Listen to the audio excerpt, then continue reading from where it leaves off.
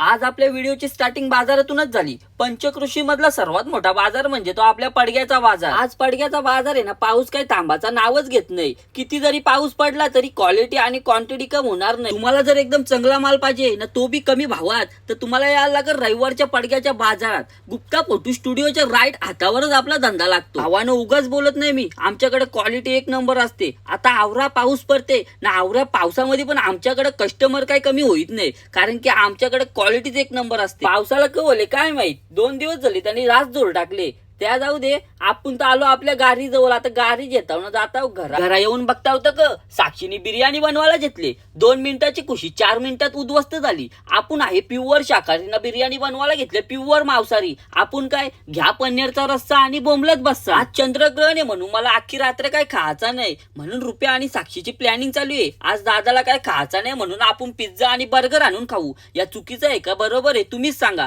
तोपर्यंत तुम्ही आपल्या चॅनलला सबस्क्राईब करून ठेवा।